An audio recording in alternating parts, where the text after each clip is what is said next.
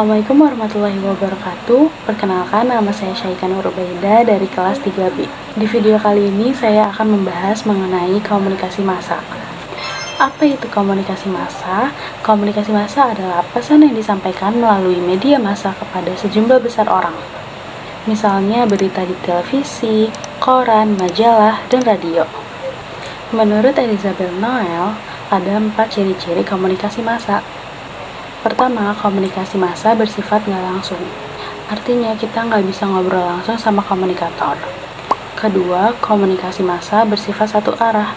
Pesan yang disampaikan bukan ditujukan kepada satu orang atau sekelompok orang, melainkan kepada khalayak yang plural. Ketiga, sifatnya terbuka untuk semua orang. Dan yang keempat, secara geografis memiliki audiens yang tersebar luas. Nuruddin juga nambahin kalau komunikasi massa itu dikontrol oleh gatekeeper. Gatekeeper merupakan pihak yang ikut menentukan pengemasan sebuah pesan dari media massa. Komunikasi massa mempunyai 4 fungsi. Yang pertama itu memberi informasi biar masyarakat tahu nih apa yang lagi terjadi saat ini. Yang kedua itu mendidik dengan menyebarkan pengetahuan dan nilai-nilai positif. Yang ketiga itu menghibur lewat film, musik, atau hiburan lainnya. Dan yang keempat, melakukan kontrol sosial alias mengawasi perilaku masyarakat dan pemerintah lewat berita. Setiap pesan dari media itu pasti punya efek. Nah, ada 3 jenis efek komunikasi massa.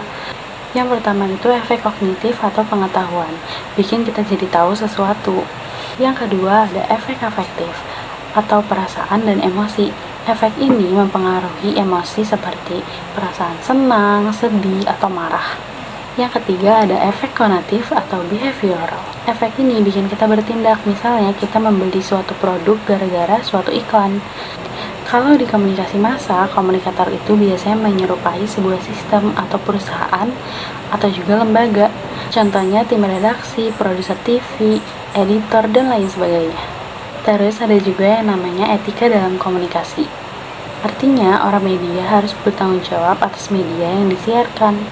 Pers itu memang bebas, tapi kebebasan tanpa tanggung jawab itu bisa bahaya. Mereka juga harus objektif, adil, dan gak berat sebelah. Kalau salah, harus berani koreksi.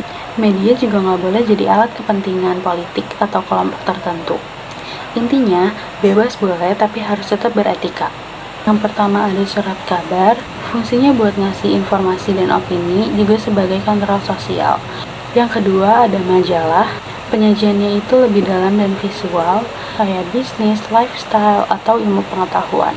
Yang ketiga ada radio. Radio ini adalah media yang paling fleksibel karena bisa didengerin di mana aja. Selain hiburan, bisa juga dipakai buat edukasi di masyarakat. Yang keempat ada televisi. Televisi sangat berpengaruh karena bisa menampilkan gambar sekaligus suara. Jadi orang tuh betah nonton berjam-jam karena ada visualnya. Yang kelima ada film. Film ini gak cuma untuk hiburan, tapi bisa juga menjadi media pendidikan dan pembentuk karakter bangsa. Yang terakhir ada internet. Internet ini menjadi media yang paling kuat saat ini karena semua orang bisa jadi komunikator lewat media sosial atau platform video kayak YouTube gini. Media massa punya dampak besar banget di kehidupan kita, dari cara berpikir, bersikap, sampai mengambil keputusan. Jadi intinya, komunikasi massa itu nggak cuma soal nyebarin pesan, tapi juga tentang tanggung jawab, etika, dan kesadaran dalam menerima informasi. Mungkin segitu dulu yang bisa saya jelaskan mengenai komunikasi massa. Kurang lebihnya mohon maaf. Wassalamualaikum warahmatullahi wabarakatuh.